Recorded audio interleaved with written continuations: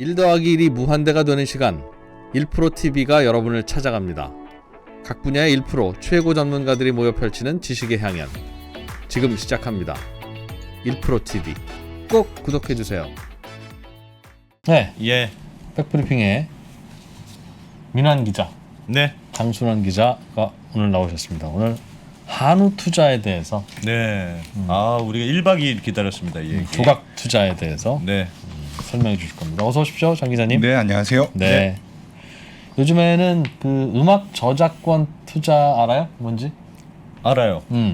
새로 들어봤어요. 그 저작권 작사가 작곡가 갖고 있는 저작권을면 이제 계속 저작권료가 들어올 거 아니겠어요? 예. 이 저작권료의 현금 흐름을 가지고 저작권을 조각조각 내서 내가 요 한 조각 투자하는 거예요? 사는 거죠.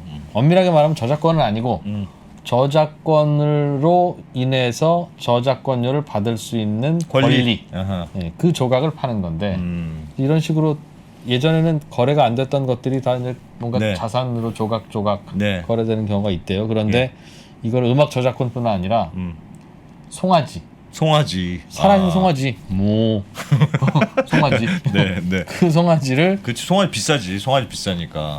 그래서 그런 건지. 아. 송아지 한 조각 투자하는 분들이 송아지 있답니다. 공구. 송아지 예. 공구. 그런 건가? 네. 맞아요. 여러 사람들이 돈을 모아서 송아지를 사는 겁니다. 그 산 송아지를 그 축산 농가에 위탁을 해서 키워서 이제 비싸게 팔면 그 수익을 나눠 갖는 구조이죠. 아하. 한 4만 원부터 투자를 할 수 있고요. 송아지 가격이 꽤 비싸요. 한 400에서 500만 원 정도 되는데 송아지 어린 송아지 한 마리가. 예. 야. 그걸 이제 키워서 파는 거고 한 네. 최소 4만 원부터 투자를 할 수 있고 그럼 한 100명이 돈 모아서 송아지 한 마리 사는 거네요. 그럼 4만 뭐 꼭 원씩. 4만 원이 아니고 뭐 10만 원 투자하시는 분도 있고 하니까 네. 뭐 그렇게 그런 분들이 모여서 투자를 하는 거고 이 투자 기간이 소가 한 30개월 정도 키워야 이제 경매를 해서 팔 수 있다는데 예. 그러니까 최소한 2년 정도 투자 기간이 있고 예. 투자 수익률이 한 19.7%? 19%요? 네. 근데 이거는 이제 물론 추정 수익이에요. 회사에서 이제 주장하는 수익인데 회사에서 왜냐면 홍보할 때 쓰는 예. 수익률. 그러니까 이게 이제 이 벤카우라는 회사인데 이 상품을 내놓은 지가 지난 5월이고 지금까지 한 5차례 정도 펀딩을 했는데 예. 30개월이 아직 안 지났으니까 네, 경매로 투자 수익을 확정 지은 게 아직까지는 없어요. 근데 이제 지난 10년간 이제 한우 가격이 올랐다. 한우 가격 상승률을 보면 잠깐 그 한우 가격을 보여드리면요. 예. 그래프 잠깐 보여주세요. 이게 이제 지난 10년간 한우 경매 가격인데 이제 꾸준히 우상향하고 꾸준히 있습니다. 그렇긴 하네요. 예, 이런 가격을 바탕으로 계산해 보면 뭐 이제 구매 비용이나 중간에 뭐 사육 비용, 뭐 사료라든지 이런 게 들어가잖아요. 그런 걸 네. 빼고 경매 가격에서 이제 경매 가격을 이제 경매 가격에서 비용을 빼고 난 수익을 보면은 그 정도 수익률을 올릴 것이다라고 이제 추정을 하고 있습니다. 아하. 근데 농가에서 네. 농가는 자기 게 아니, 송아지가 자기 게 아니라 기르는 건 그 투자자들이 기르는 게 아니라 그 투자자들은 송아지 구매 비용만 돈만 내는 내고. 거죠. 네. 기르는 건 그럼 학교를 보내요, 농가에. 그렇죠. 농가에 보내죠. 유치원에 보내서 네, 네. 농가에서 알아서 키워라. 알아서 키워라. 농가는 뭘 먹어요? 아, 이제 구조가 이런 거예요. 제 그러니까 그 축산 농가에서 소를 키울 때 가장 비용이 많이 드는 부분이 송아지 사는 거. 예, 초기 비용이 비싼 거예요. 400에서 500만 원 있어야지 예. 송아지를 키울 수 있어요. 그리고 축산 농가 입장에서는 이제 사료 같은 경우에는 왜 사료 회사에서 일종 뭐 외상도 주고 해서 그걸 좀 한 2년 동안 나눠서 그걸 사료 비용을 댈 수 있고 혹은 네. 2년이 지난 다음에 약간 이자를 더해서 갚을 수 있고 한데 네, 예. 가장 큰 게 이제 송아지 구매 비용이에요. 게다가 자기 돈이 없는 상태에서 살려면 뭐 농협에서 대출을 받거나 대출 받아서 했겠죠. 아니면 뭐 네. 다른 금융기관에서 조금 더 비싼 이자를 주고 사야 되는데 네. 이 송아지를 이제 투자자들의 돈으로 사고 나면 본인들은 이제 길러서 이제 기르기만 하면 된다. 비싸게 내다 팔면 되거든요. 근데 기르는 과정에서 이분들도 사육 비용을 냅니다. 그 일종의 사료값. 예, 사료값이나 뭐 이런 인건비, 뭐 분뇨 처리비 이런 게 들잖아요. 예. 이런 것들을 이제 어느 정도 표준화된 가격이 있나 봐요. 예. 그 가격을 기준으로 이제 초기 투자 비용 투자자들이 낸 뭐 400에서 500만 원 정도 하고 네. 이분들이 이제 키운 비용 이걸 이제 지분으로 해서 네. 예를 들어서 송아지 값이 400만 원이고 이분들이 이제 키울 때 들어간 돈이 400만 원 정도고 네. 이제 경매에서 1000만 원에 팔았다. 음. 그러면 투자 수익이 200만 원 정도 남잖아요. 예. 그러니까 그거 400만 원, 400만 원, 그러니까 1대1로 나눠서 갖는. 그러니까 아.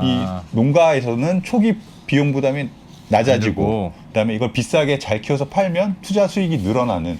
그리고 농가 입장에서는 이게 규모의 경제가 필요한 거거든요. 송아지를 많이 키우면 많이 키울수록 그러니까 더 많은 수익을 올릴 수 있는 구조인데 현재는. 키우는 비용이 좀 줄어든다. 네. 그러니까 이런 이제 이런 식으로 자금 조달을 해서 키우면 농가 입장에서도 수익을 올릴 수 있는 그런 기회를 잡을 수 있는 거죠. 그런데 연 10% 정도. 그러니까 수익률이? 2년에 19. 몇 %니까 연 10% 정도 될 것 사실 같아요. 표 보니까 이렇게 떨어진 해도 있더라고요. 한우값이 그러니까 떨어진 해도 있긴 있던데. 예. 어쨌든 뭐 모르겠네. 그러면 농가는 네. 농가 게 아니에요? 송아지는 농가의 소유가 아니고 송아지는- 투자한 사람의 소유예요? 이게 다 그러니까 모두 소유라고 봐야 되는 게 네. 그 투자자들은 송아지 값 400만 원을 댔고 네. 이분들도 이제 키우는 비용을 내잖아요. 예. 그걸 이제 지분으로 이제 계산을 해서 뭐 이제 일종의 이제 나눠서 소유하는 거죠. 이 회사 근데 이제 돈 내는, 예를 들면 400만 원 내시는 분들은 투자자는 400만 원 내고 네. 아무것도 안 하는데 네. 농부는 사료값 400만 원 내고 네. 어. 본인의 인건비도 여기다 넣잖아요. 그러니까 그 400만 원에 네. 이제 예를 들어서 사료값도 들어가고 인건비도 들어가고 음. 이게 또 분뇨 처리비 이런 비용들이 꽤 있다. 뭐 그렇겠죠. 예, 네. 그런 비용들을 다 합쳤을 때 한 400만 원 정도가 들어간다고 이제 추정을 하면 그 수익을 이제 1대1로 나누고 그게 아니라고 하면 또 그 지분대로 조금 이제 배분의 금액이 달라지는 거죠. 그러니까 농가 입장에서는 네. 하여튼 내가 어차피 송아지 키우려고 생각하고 있었는데 네. 대출 받아서 하느니 네. 누가 돈 모아서 한 100명 잘 모르는 100명이 돈을 가져와 가지고 소를 네. 사줄 테니 넌 예. 키우기만 해라. 그러면 어쨌든 잘 키우면 자기도 많이는 못 먹어도 조금 나눠서 먹을 수 있다. 네. 이렇게 생각하고 키운다 이거죠. 네. 어차피 내가 한 3마리 키우고 있는데 네. 2마리 더 키우지 뭐.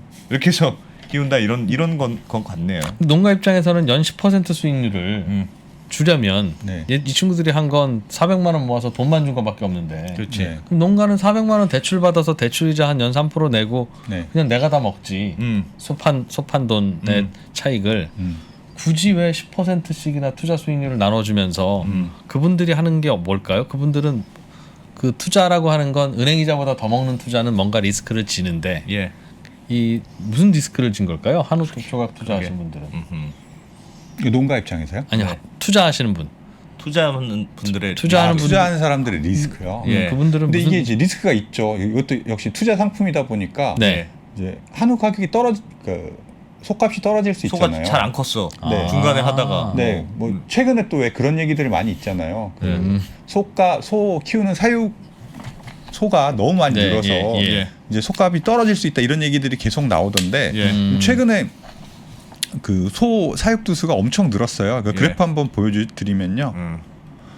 이 뭐 지금 보면 요 왼쪽에 있는 그래프 적정 사육두수가 한 290만 마리 정도 된다고 하는데 예. 뭐 이미 이제 2021년 기준으로 341만 마리가 됐으니까 이미 이제 상당히 이제 과 공급될 수 있다는 거죠. 최근에 예. 이 소고기 값이 왜 그 코로나 지원금이 나가면서 수요가 상당히 높은 수준에서 유지가 되고 네. 그래서 이제 도매 가격도 보통 키로당 한 18,000원 정도 했는데 지금 키로당 21,000원대가 계속 유지가 되고 있어요. 꽤 높은 수준으로 유지가 되고 있거든요. 지금까지는. 네. 근데 이제 이런 뭐 코로나 지원금 효과도 좀 없어지고 이제 그 뭐라 그러죠? 그거를 이제 도축되는 소들도 늘어나고 하면 소값이 떨어질 수 있잖아요. 네. 그런 고기값이. 그렇죠. 그러면 이 가격이 경매 시점에서 소값이 떨어지면 이분들은 이제 그런 하락 리스크를 져야죠. 예. 그리고 이제 이게 그건 이제 가격 하락 리스크인 거고 예. 이제 투자 리스크도 있어요. 이게 되게 아직 이제 시작한 지 얼마 안 되는 아직 초기의 기업이고 많은 스타트업들이 네. 뭐 그렇잖아요. 아직 영세하고 내부 감시도 조금 소홀할 수도 있고 예. 이게 사실 이게 뭐 크라우드 펀딩이라고 하지만 어디 뭐 금융감독원이나 이런 데서 뭐 스크리닝을 받는 것도 아니거든요. 뭐 최악의 경우에 그런 어떤 그 회사 리스크 그런 것도 사실 상존하고 있는 거죠. 아니 그러니까 제 생각에는 약간 그런 것도 있을 것 같아요. 제가 예를 들면 4만 원을 투자해서 송아지의 10분의 1, 뭐 100분의 1을 받았어요. 근데 그게 만약에 회사가 그냥 뭐 잘 안 키워줬거나 아니면 얘가 이 소 100분의 1만큼 내가 가졌다는 걸 이 회사만 믿어야 될까? 그런 생각이 들 수도 있을 것 같은데. 그러니까 그냥 네. 그렇지. 회사는 야 그냥 네가 준 걸로 쳐. 준 걸로 쳐하고 뭐 하나 띡 보내주고 네. 그러니까 손은 안 기르면서 네. 그냥 이렇게 받으면서 수익률 10% 돌려주고 그럼 소문 날 거 아니야. 그 우리 모지 때문에 모지 펀치 게임 자체예요. 그럼 또 들어오고 그렇죠. 손은 기른다고 쳐. 그런 다음에 그걸 어떻게 믿냐? 사진 그냥 땅 찍어주고 뒤에 들어온 사람 돈으로 앞 사람 수익률 그래. 나눠주면서 이렇게 쌓이다가 어느 날 뻥. 그럴 수도 있는 거 아니에요?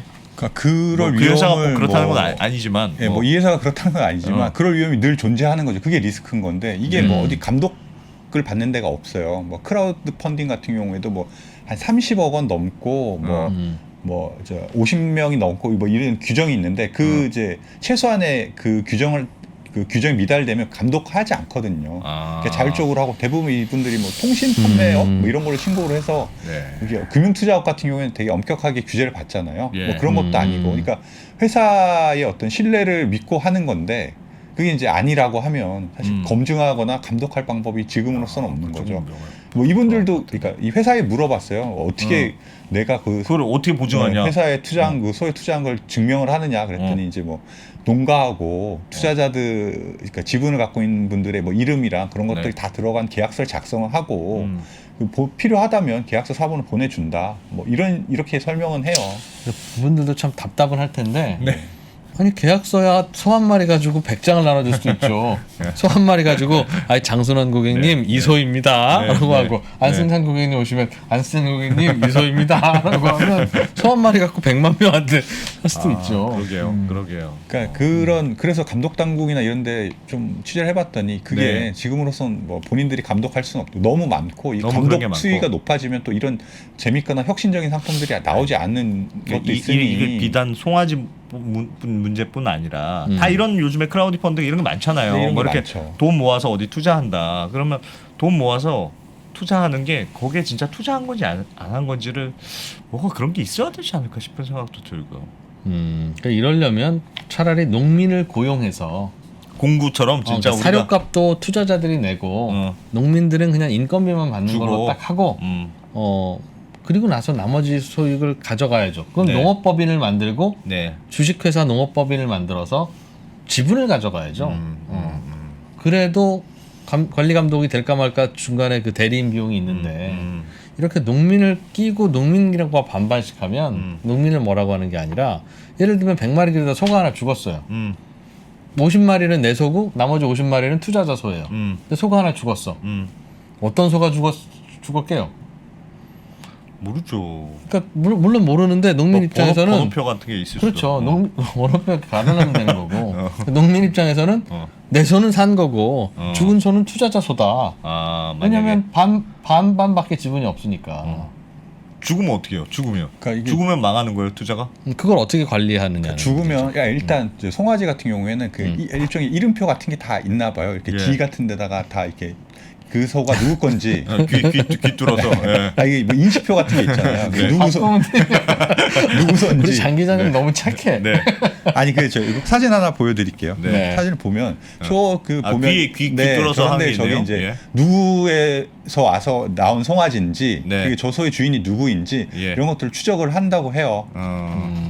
그리고 이제 아까 말씀하셨던 뭐 병이나 이런 걸로 해서 폐사될 경우를 대비해서 이 회사에서 뭐 가축재해보험 같은 걸 들어서 뭐 그런 경우에는 이제 원금 보장, 원금까지는 보장해주는 그런 보험을 가입을 해서 그런 리스크는 조금. 그러니까 여기 채팅창에서도 관리 번호가 실제로 NFT 같은 걸로 막 있다고 막 올려오신 애 있네요.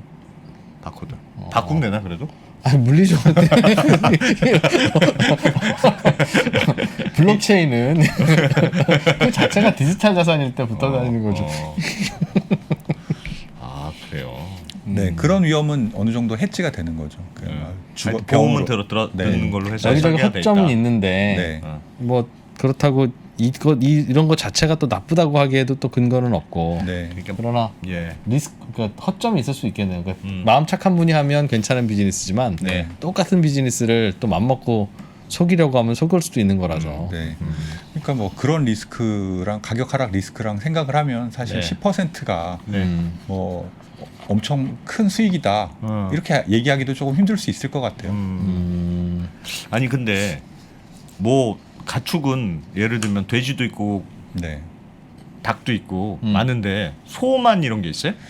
그러니까 소 크라우딩 펀드만 그러니까 있어요? 저도 요번에 처음 알았는데 이 소가 투자 상품치고는 꽤 안정적인 상품이다 이런 네. 말들을 많이 하시더라고요. 왜요? 소 가격이 지금 뭐 한 아까 보여드렸듯이 한 10년 정도 꽤 안정적으로 우상향을 했고 예. 또 이게 이제 다른 가축 그러니까 뭐 돼지나 이런 것들보다는 이제 그 사육이 좀 길긴 한데 네. 대신 가격 변동성이 좀 낮은 그나마 편이고 사람들 네. 한우는 줄기차게 먹더라. 네, 그다음에 이제 또 병에 상대적으로 강한 게 이제 한우거든요. 아. 조류 독감이니 뭐 아프리카 돼지 열병이니 뭐 이런 거 한번 나올 때마다 막 아. 그 요동 살처분하고 네, 해야 요동이 되는데. 요동치는데 이 한우는 그나마. 그런 리스크에선 조금 아하. 낮다. 아하. 그래서 이제 상당히 이제 안정적인 투자 상품이다라고 아. 생각을 했고 이 회사도 그런 점을 이제 판단을 해서 아. 이런 투자 상품을 만드는 거죠. 아하. 하긴 또 송아지가 비싸니까 닭 한 마리 뭐 이러면 그럴 수 있겠. 다만 이제 송아지 값이 안 가격, 되니까. 속 가격의 어떤 이거 플럭추에이션을 네. 해지하기 위해서. 그래서 한우 선물 시장을 만들면 돼요. 그럼 농민들이 그 소를 기르면서 네. 선물 매도를 해놓으면 되잖아요. 미리?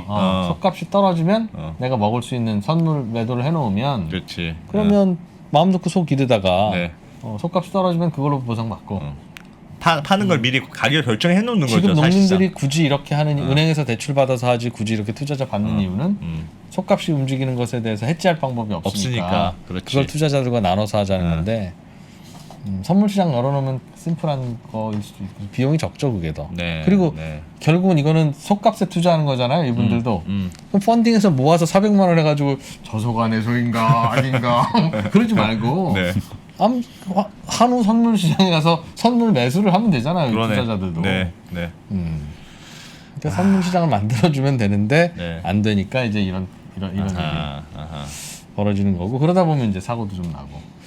그러게요. 뭐 잘 되면 좋을 거는 같은데. 어떤 분인지 되게 호기심 많은 분이 머리 잘 쓰셨네요. 그러니까 그 아이디어는 재밌는 것 같고 네. 그래서 네. 이제 MZ 세대라고 하죠. 이분들한테 상당한 호응을 받고 있었고 그래도 뭐 초기에는 뭐 한 80-90%가 20-30대가 이제 투자를 했고 네. 그분들의 이제 입소문을 듣고 이제 어. 40-50대들이 이제 뒤따라서 최근에 많이 50대라고? 들어가고 있는데 얼마 전에 이제 5차 펀딩을 했는데 20분 만에 뭐 2억 몇 천만 원어치가 그래요? 다 팔렸다고 요즘 해요. 인기가 이- 모양이네. 소. 네. 그럼 2억 원어치 소를 또 송아지를 사와야 되겠네요, 그렇죠? 아하. 그렇군요. 관심 있게 보죠. 그렇게 점점 그래서 송아지 점점 많이 기르면 이 투자자들 때문에 속값이 떨어지는데 그럴 거 아니겠어요? 뭐 규모가 아주 커지면 아주 커지면 네. 너도 나도 소 안 키우던 사람들이 다 한 마리씩 소를 기르면 네. 전 국민이 그러면 근데 다행히 아직까지는 뭐 200 몇 마리 정도밖에 안 되니까 시장에 영향을 줄 아직. 정도는 아닌 것 같아요. 네. 요런 것 하여튼 요즘은 뭐만 있으면 다 클라우딩으로 하는 것 같아요. 그러니까 뭐든지 쪼각내서 투자해보고. 네. 심플한 거긴 한데. 네. 재밌네요. 이 뭐 회사 이름이 뭐라고요? 뱅카우라는 뱅카우. 네. 뱅카우. 카우가 들어가네요. 뱅크 플러스 카우 같은 건가 보네. 그럴 수 그 이제 있겠네요. 일종의 뭐소 캐시카우에서 따왔다고 하는데 잘 되시면 저희 컴퍼니 백브리핑 한번 모셔보죠. 네. 나중에 잘 되면 잘 되면 사실 좀 불안불안해. 사실은. 잘 되면 잘 되면 좋죠. 네. 그런 걸 거예요. 이게 이제 왜냐면 이런 회사들이 음. 이익이 규모가 안 되면 이익이 안 날 수 있잖아요. 네. 그렇죠. 네. 그래도 직원은 뽑아야 되잖아요. 네. 그럼 직원 월급은 무슨 돈으로 줄 것 같아요?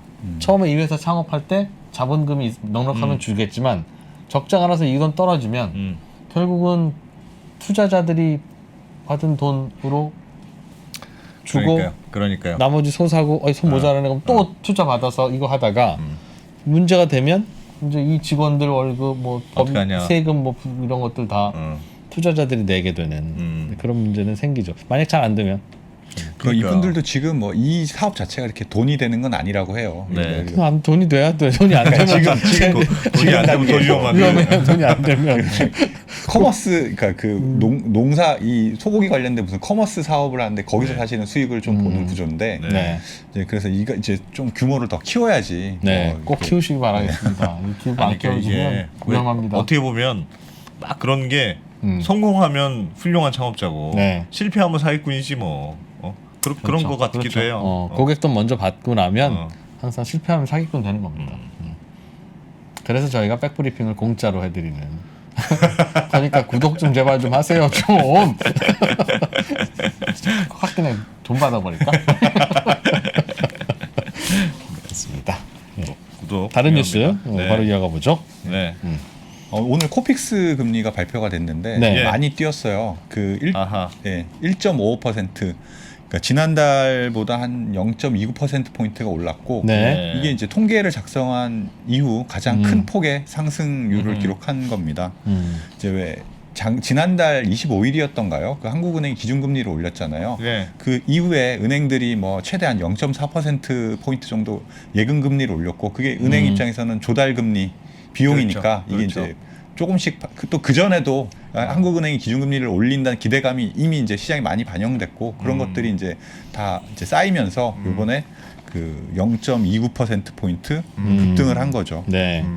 뭐 당장 이게 이제 코픽스 같은 경우에는 변동금리 주담대 변동금리의 기준이 되는데 네. 그 변동금리 대출이 줄줄이 오를 거예요. 내일부터 뭐 이 한 0.3% 포인트 정도 올라서 구민은행 네. 같은 경우에는 한 그 변동형 주담대가 최대 폭이 5.05%까지 올라가고 예. 우리은행도 한 4.35%까지 올라가는 뭐 예. 그렇게 이제 조정을 하게 될 예정입니다. 아, 이게 코픽스 신규입니까? 아니면 코픽스 잔액 신규 기준입니다. 신규 신규 코픽스 기준. 기준? 그 그래프를 잠깐 보여드릴까요? 새로 돈 네. 받은 거. 예. 그래프 잠깐 보여드리면 네 저기 이제 1.5 신규 코픽스 기준이고요. 예. 그 네. 잔액 기준 신잔액 기준이죠. 최근에 하는 건 그건 아직 조금 낮죠. 0.94. 저건 옛날 것까지 반영한 예, 이미 거고, 대출 나간 잔액 기준이니까. 총량이 다 저기 반영이 돼 있어서 좀 덜 신규 코픽스 기준으로 대출을 받으신 분은 올해 초보다 약 0.7% 포인트 정도 이자 올랐네요. 야, 많이 올랐네요. 0.7이면 한국의 기준금리 몇 번 올렸죠? 0.5% 포인트 두 번 올렸죠. 두번 올린 것보다 훨씬 거의 한 많이 세 번 올랐네. 올린 폭으로 올랐네요. 아마 이제 그 다음 달에 기준금리를 조정할 가능성이 있다고 해서 예. 시장 금리가 조금 더 올라 더 있는 반영하시니까. 그런 부분들 일정 부분 반영돼 있는 거 아닌가 하는 생각입니다. 아하. 근데 여튼 많이 올랐어요. 0.7% 그러네요. 포인트 정도 예. 올랐으니까요. 그러면 자 앞으로는 이게 계속 올라요? 네, 이게 최근에 뭐 그 저축은행 저기 인터넷은행부터 시작해서 그 예적금 금리를 엄청 올리고 있거든요. 요즘 그런 기사들도 진짜 많대요. 네, 어. 그 왜 얼마 전에 금융감독원에서 예대금리 마진을 우리가 들여다보겠다 이렇게 예. 이제 엄포를 놓은 다음부터 은행권에서 계속 이제 금리를 올리고 눈치 있고, 보고, 네, 눈치 눈치 보고. 보고 금리 많이 올리고 있는데 네. 이 결국엔 이제 금리가 올라가면 그 대출 금리에도 영향을 주겠죠. 예금 금리 올리면 네, 아무래도 네, 네. 우리가 조달 금리가 높아졌다. 네, 뭐 우리은행 같은 경우에 최근에 뭐 2%가 넘는 특판 상품을 물론 특판이긴 하지만 특판 정기 예금을 출시를 했고요. 뭐 네. SC제일은행도 뭐 1.8%, 뭐 하나은행 같은 경우에도 비슷한 계속 그런 정기 예금 상품을 내놓고 있어서 이런 것들이 이제 비용에 포함이 되면 대출 코픽스 금리가 더 올라갈 가능성이 커졌죠. 토스가 또 2% 그냥 준다고 하니까. 네. 그게 조금 불을 붙인 측면이 우리도 있어요. 그럼 2%뭐 이렇게 좀 따라가는 것 같기도 하고. 알겠습니다. 슬슬 이제 대출금리, 변동금리 대출에 은행금리들은 반영되고 있네요. 이럴 줄 네. 알았으면 잔액 기준 코픽스로 선택할 거 그랬어요. 그러게요. 그거 저거 보니까 그러네요. 네, 차이가 많이 나죠. 근데 지금 이제 저건 이제 이미 가입한 분들은 저렇게 이제 뭐 바꿀 수 있는 게 아니고. 네, 바꿀 수 있는 게 아니라서 네. 뭐 그때 그 자네코픽스를 든 분들은 지금 이자 부담이 좀 낮을 테고 네. 이제 새로 가입하실 분들은 저 신자네코픽스 기준으로 가입하려고 해도 지금은 안 돼요. 예. 그 은행들이 일부는 막아놨고 일부는 저기에 약간 가상금리를 더해서 그 신규 코픽스 금리랑 비슷한 수준으로 만들어놔서 지금은 큰 실익이 없습니다. 금리가 이렇게 계속 상승할 것 같은 예상이 들 때는 잔액 기준으로 빌리는 게 낫겠군요. 아무래도 그렇죠. 금리를 좀 천천히 반영하니까. 그죠? 신규는 그때그때로 바로바로 반영하니까 좀 빨리 올라가고. 네, 그렇죠. 그렇습니다. 알겠습니다. 장선환 기자님 고맙습니다. 네, 고맙습니다. 네, 고맙습니다. 역사상 최고의 수익률의 강세장이 이어지고 있죠. 금융위기 이후에. 근데 이 강세장의 끝들은 다 급락이에요. 또 이렇게 나오는 거 아니냐에 대한 걱정들이 커지는 거예요. 디램 사이클도 바닥을 딛고 돌아설 수 있는 가능성이 있으면서 동시에 그 당시에 자사주 매입을 강하게 하면서 삼성전자 주가가 2배 이상으로 강하게 올랐었기 때문에 저희는 그렇게 되면 삼성전자 주가는 진짜 많이 오를 수 있다 라고 생각을 하고 있고요. 아직은 그러기는 좀 힘들다. 네이버, 카카오 같은 플랫폼 기업들 그리고 2차 전지의 기업들 뭐 이런 유두를 묶어보게 되면은 그래도 이 정도를 합하면 하나의 어떤 삼성전자를 대체할 만큼 빠르게 올라왔다는 명품이 백화점에서 구조적으로 성장해주는 유일한 품목이기 때문에 신세계의 고성장이 굉장히 눈에 띄었던 해였습니다. 지금 보는 이 가치평가 프레임이 붕괴한다라고 생각하는 거고요. 가치평가 프레임의 붕괴라는 것은 쉽게 얘기하면 기존 산업이 붕괴하는 것을 의미한다라고 저는 생각을 합니다. 내가 주식을 능동적으로 분석하고 끌고 가야 되는 거지 끌려다니는 것만큼 스트레스를 받는 게 없고 에너지가 소모되는 게 없거든요.